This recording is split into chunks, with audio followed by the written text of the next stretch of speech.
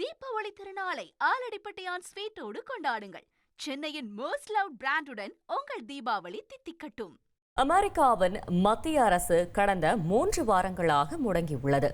எதனால் இந்த முடக்கம்? அமெரிக்காவில் இதனால் ஏற்பட்டிருக்கும் தாக்கங்கள் என்னென்ன என்பதை அமெரிக்க நாடாளுமன்றம் முன்பிருந்து விவரிக்கிறார் எமது சிறப்பு செய்தியாளர் சலீம்.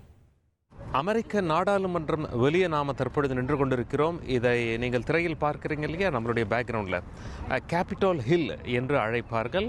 அமெரிக்க நாடாளுமன்றத்தினுடைய ஹவுஸ் ஆஃப் ரெப்ரசன்டேட்டிவ்ஸ், செனட் சபை, 2 அவைகளுமே இங்கே தான் இருக்குது. நம்ம ஊரில் லோக்சபா, ராஜ்யசபா போல.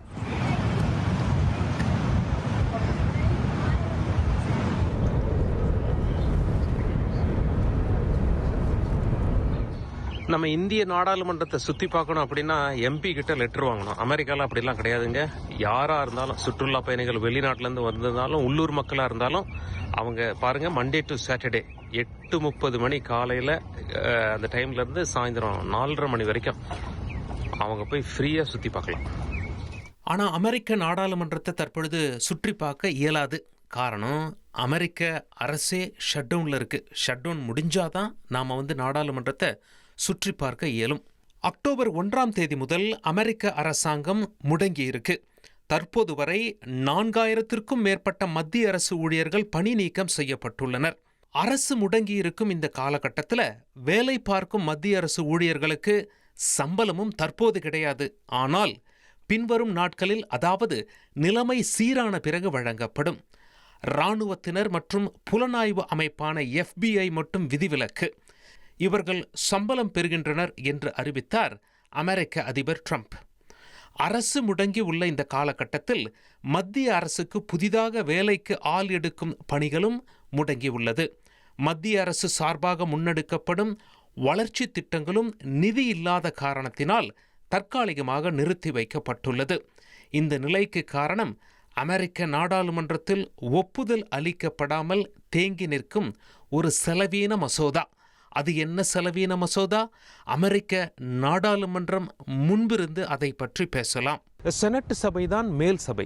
செனட் சபையில் 2 கட்சிகளுக்கும் ஒத்துப்போகல. அது என்ன 2 கட்சி? அமெரிக்காவை பொறுத்தவரை ஒன்று டெமோக்ராட்டிக் கட்சி, இன்னொன்று ரிப்பப்ளிக் கட்சி. அதாவது ட்ரம்ப் அவர்கள் ரிப்பப்ளிக் கட்சி, ஒபாமா அவர்கள் டெமோக்ராட்டிக் கட்சி. 2 கட்சியினருக்கும் ஒரு விஷயத்தில் ஒத்துப்போகல. ஒபாமா இருக்கும்போது ஒபாமா கேர்னு ஒன்று கொண்டு வந்தார்.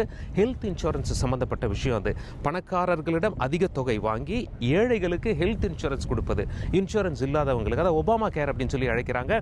ஆனால் அதற்கு இப்போ ட்ரம்பினுடைய அரசாங்கம் ஒத்துழைக்கவில்லை என்று சொல்லப்படுகிறது. இதன் காரணமாக நாடாளுமன்றத்தில் இருவருக்கும் ஒரு முரண்பாடு எழுதியிருக்கிறது. அந்த முரண்பாடு காரணமாக இவங்க செலவீனம் தொடர்பான ஒரு விஷயத்தில் வாக்களிப்பு போதுமான அளவு எம்பிக்களின் ஆதரவு இல்லாத காரணத்தினால் மத்திய அரசின் பட்ஜெட் குறைந்து கிடக்கிறது. இதன் காரணமாக அரசுக்கு செலவு செய்ய காசு இல்லை. அதனால அரசாங்கம் இயந்திரம் இங்கே சரிவர இயங்கவில்லை. ஏர்போர்ட் அப்படின்னு சொல்லி பார்க்கும்போது ஏர்போர்ட்ஸ் எல்லாம் செயல்படுகிறது, ஒன்றும் பிரச்சனை கிடையாது. ஆனால் ஏர்போர்ட் ஊழியர்களுக்கு இப்போ சம்பளம் கிடைக்காது. பிறகுதான் அவங்க சம்பளம் வாங்கிக்கணும். இதனால் 6 வருஷம் முன்னாடி இதே மாதிரி ஒரு பிரச்சனை வந்தது. ட்ரம்ப் அவர்கள் அதிபராக இருக்கும் பொழுது ஷட் டவுன் ஏற்பட்டது. ஏர்போர்ட் ஊழியர்கள்லாம் என்ன சொல்லிட்டாங்க, எங்களுக்கு சம்பளமே கொடுக்கல, நாங்கள் எதுக்கு வேலைக்கு வரணும், எங்களுக்கெல்லாம் உடம்பு சரியில்லை, நாங்கள் லீவ் போட்டுக்கிறோம், அந்த காரணத்தினால லீவ் போட்டுக்கிறோம் அப்படின்னு சொல்லிட்டாங்க. இந்த மாதிரியான சிக்கல்களும் இப்பொழுது ஏற்பட்டு விடக்கூடாது என்பதில் பொதுமக்கள் உற்று பார்த்து கொண்டிருக்கிறார்கள். அமெரிக்காவை பொறுத்தவரை ஷட் டவுன் எப்பொழுது முடியும், இதற்கு 2 கட்சியினரும் இணங்கி வருவார்களா என்று எதிர்பார்க்கப்படுகிறது. கேபிட்டல் ஹில் பில்டிங், அவர்களுடைய நாடாளுமன்றம், இவர்களுடைய ஷட் டவுன் முடிவுக்கு வருமா என்று அமெரிக்க மக்கள் எதிர்பார்த்து கொண்டிருக்கிறார்கள். அரசாங்கம் சுமூகமாக நடக்குமான. ட்ரம்ப் இன்னொன்று சொல்லிட்டாரு, இந்த காலகட்டத்தில் நிறைய பேரை நான் வேலையை விட்டு தூக்க போகிறேன் அப்படின்னு சொல்லிட்டதுனால அமெரிக்காவில் அரசாங்க ஊழியர்கள் மத்தியில் பரபரப்பு ஏற்பட்டிருக்கிறது. அமெரிக்க நாடாளுமன்றமான கேபிட்டல் ஹில் பில்டிங் முன்பிலிருந்து தந்தி செய்திகளுக்காக சலீம். தீபாவளி திருநாளை ஆலடிப்பட்டியான் ஸ்வீட்டோடு கொண்டாடுங்கள்.